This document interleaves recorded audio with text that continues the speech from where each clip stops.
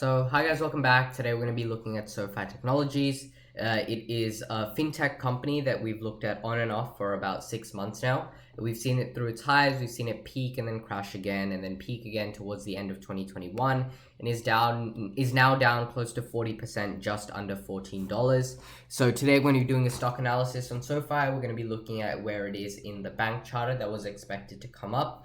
We're going to be looking at some of the catalysts and where SoFi can actually rebound from here and whether this company is a buy. And on top of this, we're going to be looking at some added risks because the company is in kind of a different place than where we looked at it last time. So today we're going to be doing a stock analysis on SoFi. If you do enjoy, consider subscribing. It is free and it does help me out a ton. If not, thanks for watching anyway. On to the video. So the first article we're reading is 3 reasons to buy SoFi during the tech sell-off. So the first reason, SoFi has growth optionality. Having started its growth story as a solely student loan refinancing platform, SoFi Technologies has quickly multiplied its growth avenues, creating 3 distinct business segments. 1, lending, which is for student, personal, and home loans. 2, they have their technology platform called Galileo, which is an API and a payment platform for fintech companies. And 3 is their financial services, which includes their SoFi Invest, Money, Credit Card, Lantern, which is another product by SoFi, Protect, and other various products. Seeing its student loan origination volume halved by the CARES Act passed in 2020 and later extending in 2021, SoFi expects to post $1 billion in revenue for 2021 compared to $621 million in 2020. This increase represents a 61% growth rate year over year, and it highlights how remarkably well its personal loans business is growing, with volumes rising an astonishing 167% for the third quarter. Furthermore, home loan origination volumes have nearly quadrupled when comparing to 2018's totals to the trailing 12 months for SoFi, and once student loan relief potentially ends, the company's lending unit could truly start beginning to fire on all cylinders. However, as promised, SoFi's lending core to its current operations, its Galileo and financial service segments, could ultimately be the company's very long-term growth drivers. Galileo, for example, saw sales rise 80% year over year in the third quarter and looks beautifully positioned to benefit from the ongoing movement towards fintech. Galileo helps many of today's up-and-coming fintechs to operate effectively through its payment platform and API, making its long-term potential to SoFi massive and complicated to decide for this early on. Finally, the financial services segment nearly quadrupled its revenue in Q3 year over year, building on a small base of $3 million in revenue. What made this segment of importance to investors is that SoFi can attract members to sign up for any of its wide variety of products. It has historically seen high levels of cross-buying into other products, including lending. And basically what it means is anytime SoFi gets a customer through their financial service segment, they can very easily latch that customer onto many other products they have, increasing the money the customer or first of all gives to SoFi, but on top of that makes it harder for the customer to leave to competitors, which is a very, very good model that SoFi is building right now. So the second is SoFi has sustained high growth. Not only does SoFi offer investors multiple young lines of business to generate new revenue growth with, it is also seeing high overall growth rates despite the student loan headwinds previously mentioned, which was the CARES Act of 2020. Consider the following table. So in Q3 of 2021, they had 2.9 million members, which was a 96% year-over-year change. They had 1 million lending products, a 15% year-over-year change. The financial service product at 3.2 million, which is almost 180% year-over-year change. And their Galileo accounts at 89 million, which is 80% year-over-year there as well. Outside of the company's more mature lending operations, SoFi has seen blistering growth rates across every vital metric. However, these year-over-year changes are exciting to investors because they have accelerated from 2019's levels, which is a rare feat for a newly public company, especially for a company that grew quite a lot from 2019 as well. Thanks to the growth within these metrics, SoFi's 2021 sales are poised to quadruple compared to just 3 years ago. Furthermore, SoFi's adjusted earnings, their EBITDA, has been positive for the last five quarters and has improved for the previous 4 years as well. While adjusted EBITDA is not the most trustworthy or profitability metrics to use, in SoFi's case, it shows how consistent and steady the business has been and how they're consistently improving as well. And the third reason is that SoFi has a really discounted valuation, and that's what really we're going to be focusing on in this video. The final reason that an investment in SoFi looks appealing right now is that its discounted valuation thanks to the broad tech growth stock sell-off in 2021. After dropping more than 40% from its 52-week highs, the stock currently trades at approximately 13 times sales. Compared to peers and some of their competitors like PayPal and Block, which was previously called Square, with their price to sales ratio of 9 and 6 respectively, SoFi's sales seems reasonably priced, especially considering its incredible future growth rates. Furthermore, SoFi's market capitalization or company price tag of $12 billion is just a fraction of what it is of its larger peers, leaving it ample room to continue carving out of its niche in the fintech industry. And the investor takeaway is, thanks to all of these three reasons, SoFi is one of my favorite stocks as we begin 2022, offering a powerful blend of high growth, optionality potential, and a discounted price. SoFi has a significant multi-bagger prospects over the next decade and beyond. Basically talking about how SoFi has a really strong base, how they have been growing quite consistently, and how it is actually going to be how the potential of SoFi's growth in the future. The next thing we're going to be looking at is some other reason and some upcoming catalysts that SoFi could have. So a compelling business model. SoFi's mission is to help people realize their ambitions through financial independence. To that end, the company takes a comprehensive mobile-first approach to consumer finance, aiming to simplify and personalize the experience of its members. This is particularly relevant because more than half of Americans currently use more than one bank, and often no single bank provides all of the necessary services, which is what SoFi is trying to do. And that's what we were talking about on the previous article, where they provide so many different services that once someone joins SoFi, they're more likely to join some of their other services, and then SoFi is aiming to be the one-stop shop kind of bank. That differentiates SoFi, which offers a robust portfolio comprising of two product categories: lending solutions and financial services. The former category includes home loans, student loans, and personal loans. The latter includes money management solution, brokerage services, cashback payment cards, credit monitoring, and access to third-party insurance products as well. All of these services are available through a single mobile app, which delivers personalized financial advice to each user every single day. Additionally, SoFi acquired Galileo in 2021, a fintech platform that provides digital banking services to other institutions. That includes the ability to create accounts, transfer money, processing payments, and issue payment cards as well. And while Galileo may be an unfamiliar name to many investors, it powers more than 95% of digital banking in North America and 70 of the top 100 fintech companies globally. What's more, Galileo complements SoFi Money, powering SoFi's own money management platform as well. Collectively, management believes that market for financial services is worth about $2 trillion, meaning that there is plenty of room for multiple winners here. So even so, SoFi has differentiated itself from the competition. And what makes Galileo so impressive for SoFi is not only does it help SoFi power itself, let's say a lot of other fintech companies are growing really fast, a lot of other fintech companies potentially are taking market share away from SoFi. What it allows is SoFi to benefit of them as well, because they provide the services that those fintech companies are using. As we mentioned, 70 of the top 100 fintech companies globally. So that means even if SoFi's money lending services are not working as good as they potentially could be, once the industry as a whole grows, with Galileo being such a big name, SoFi can still benefit in that regard as well. The second catalyst is that SoFi has a rapidly growing ecosystem. SoFi's comprehensive approach to consumer finance gives it an edge. Members can spend, save, borrow, invest, and earn interest through a single mobile app that has streamlined user experiences and has also translated into strong demand. In fact, SoFi's member base has grown by 90% or more in each of the last 4 quarters, which is tremendous growth. Additionally, SoFi benefits from vertical integration. The acquisition cost per product drops for members using multiple products, meaning SoFi becomes a little more profitable each time a member adds another financial service through its platform, and that's exactly what's happening. The number of products used by members have grown at a triple-digit percentage pace for the last 5 consecutive quarters, outpacing growth in total members as well. So once again, their member base has grown 90% or more in each of the last 4 quarters, and the number of products that multiple members are using has also grown faster than the number of new members. So on top of new members joining, the new members and existing members are using more and more products, which is boosting SoFi's revenue and later on profit as well.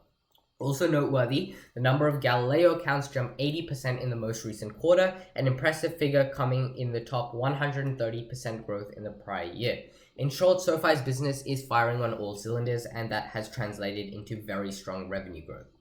As a caveat, SoFi has generated a negative free cash flow of $152 million through the first 9 months of 2021.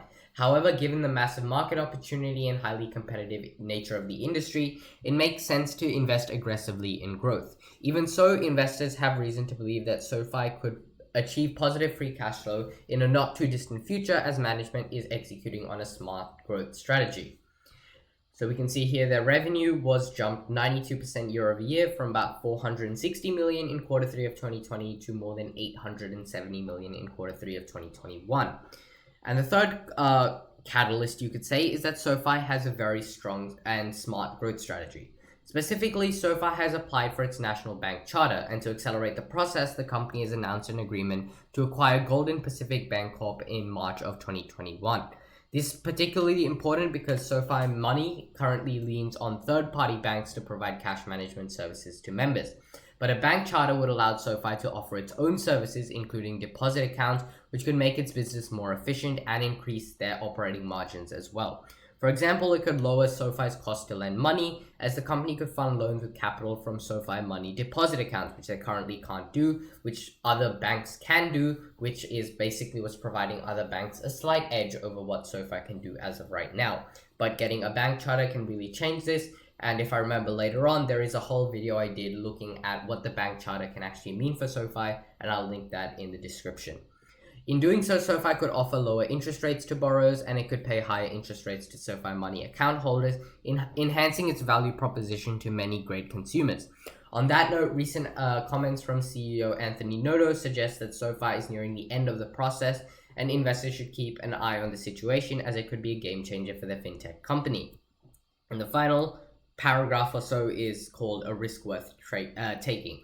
SoFi currently trades at a price to sales ratio of just 12.6, which is not exactly cheap, but compared to some of the biggest players in the market, such as Block, previously known as Square, and PayPal Holding, which trade at 5.1 and 9.1 times sales respectively. But however, SoFi's current valuation is cheaper than where it has been for the history of a public company, and the growth that SoFi is expecting is a lot higher than Block and PayPal as well. Moreover, the management is executing on a smart growth strategy, and the breadth of SoFi's product portfolio sets it apart from many of its peers. This should help build the company a long-lasting relationship with consumers. To that end, I wouldn't be surprised if this $15 billion company could grow fivefold over the next decade, and I think it's okay to buy a few shares at the current price. The catalyst that we are looking at specifically is obviously the bank charter. So as this author's colleague stated in his commentary, the company's investors have a lot to look forward in 2022. The most significant catalyst is the approval of its national bank charter, which could be expedited by the acquisition of Golden Pacific Bancorp. By obtaining a national bank charter, SoFi would be able to grow its lending business. It will significantly reduce the cost of borrowing by not only relying on third-party capital, but it will by not having to rely on third-party capital, and it will increase its profitability as well.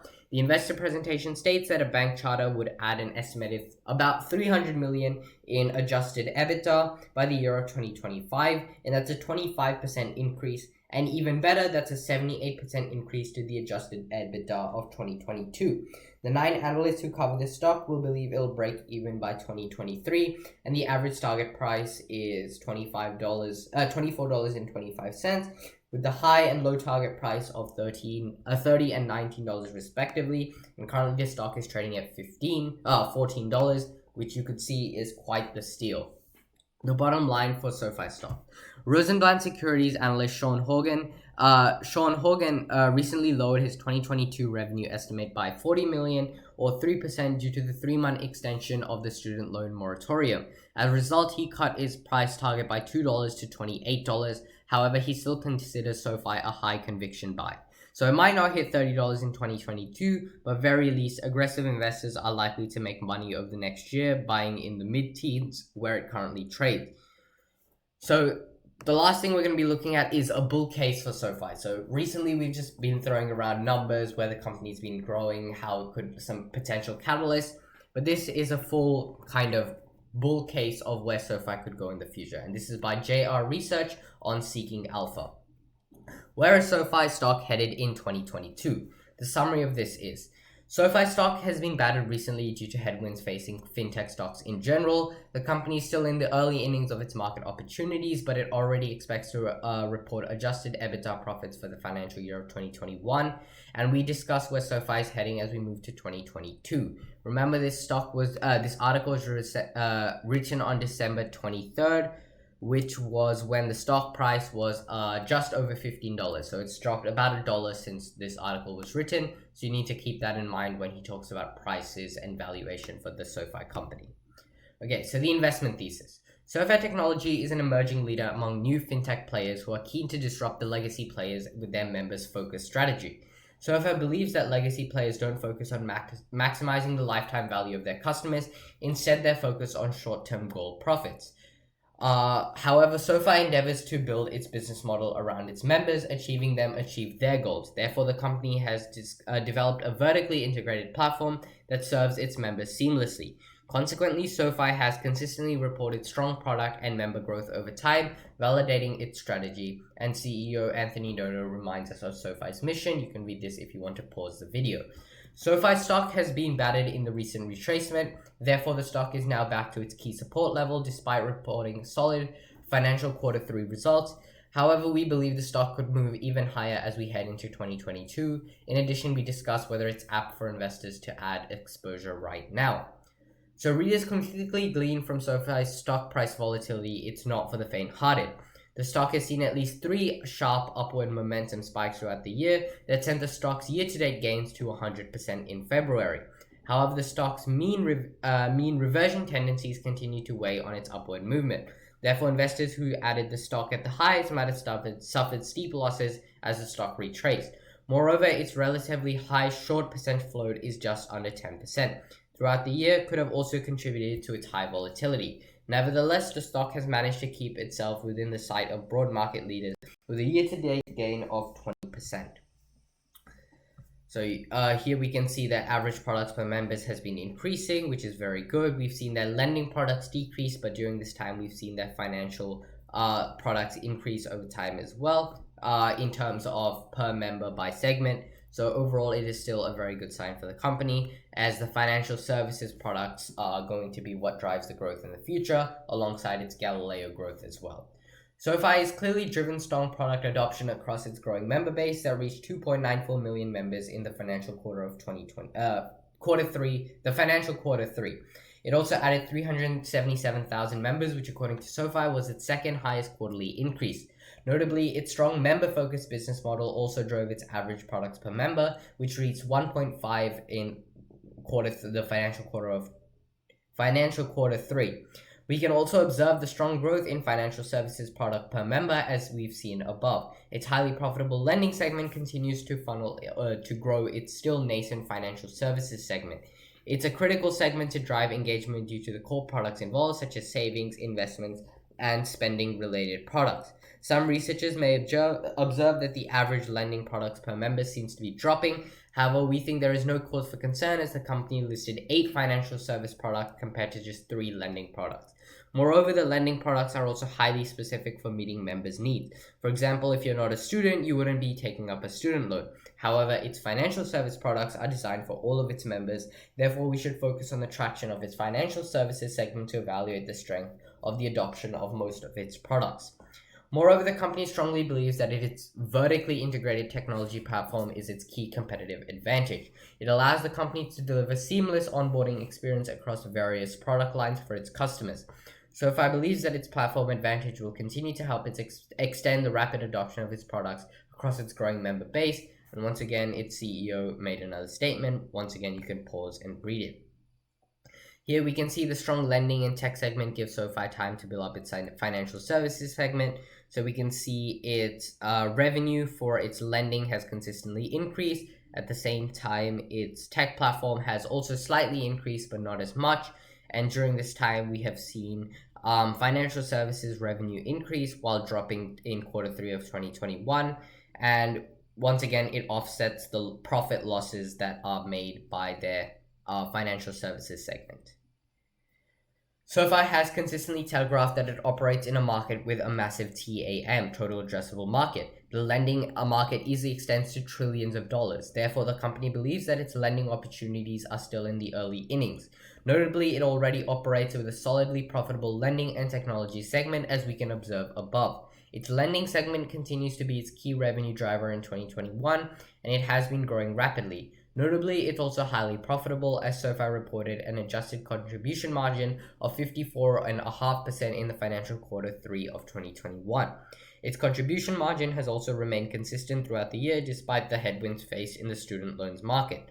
Therefore, we are confident that SoFi's diversified loans portfolio can sustain its lending segment. Importantly, it gives SoFi time and flexibility to expand its financial services segment that is still incurring significant losses. However, the company does see 500 million FDIC accounts opportunity ready for disruption. The company focuses on what it calls a higher-end demographic with a household income of more than $100,000 a year. Therefore, it targets higher quality members that it can believe can significantly contribute to its product adoptions and revenue growth. Moreover, the company believes that it's on the track to hit 10 million members by focusing on its best-in-class product, which once again the CEO made another statement.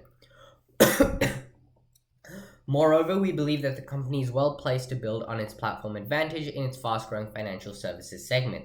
It can now leverage its profitable lending segment despite incurring losses for now. Notably, the company has turned adjusted EBITDA profitable on a consolidated basis and is expected to maintain its strong profitability moving ahead. Nevertheless, two key risks may continue to impinge on the stock momentum in the near term. However, these risks are not new, and we don't expect them to be significant structural issues. President Biden just said that the student loan repayment pause will continue until the 1st of May 2022, and then the Omicron variant has thrown a spanner into the works as well. But we believe that it only pushes the back to the restart of the repayment is unlikely to be totally cancelled, which means the loans will still have to end up being paid eventually. There is more than $1.6 trillion of student debt outstanding, and the ramifications could be devastating. Notwithstanding, it is a risk that we must highlight to its readers. Moreover, the recent regulatory comments by the FINRA and the SEC over restrictions to option trading could continue to affect sentiment towards fintech stocks like SoFi. Options trading has been very profitable for the market makers and brokerage like Robinhood. Retail traders accounted for more than 25% of total options trading activity. Moreover, the daily average volume for the total option contracts traded rose 35% year over year to 39 million, to the highest level ever. Since option trading comes with leverage, we believe that it's only prudent that regulators are evaluating the need to restrict the marketing of option trading, and investors who are not well versed in options could have their portfolios decimated if their risk management was poor. Regardless, the big risk that SoFi faces is the student loan repayment pause and upcoming kind of misunderstanding to carefulness that a lot of investors are taking with the Omicron surge, and a lot of how do I explain this? With the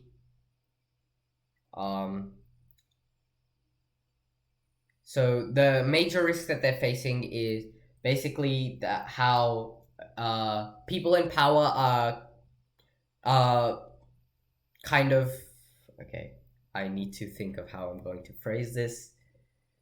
So the major risk to SoFi is one, the student loan repayment pause that will continue until the 1st of May of 2022, and also how people are reacting and being more risk averse, which is what I was trying to say. They're trying to be more risk averse when it comes to investments and taking out maybe loans and using slightly risky financial services that SoFi does operate in, with loans and other kind of financial services, and that could hurt SoFi in the near term. But eventually, once the thing gets unpaused, they're going to make the money back from the loans, and people will get more and more risk taking, maybe start a new business, start going to school, and eventually the company will go back to where it was and where it is expected to go in the future.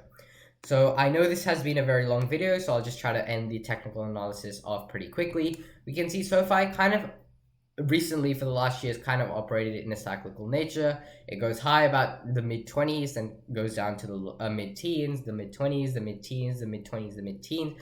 But we've kind of seen a barrier kind of happen in between, basically $13.5 to $14. Last time that happened, they rebounded off $13.15. Then they rebounded off $13.90. Then they rebounded off $13.5. And now the stock the lowest it went was $12.82 and is currently trading at about $14.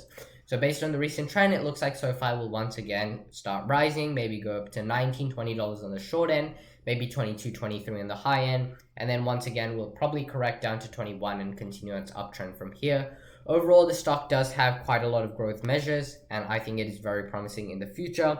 Once again, if you do choose to invest, make sure to do your own due diligence, and thanks for watching. I'll see you in the next video. Bye.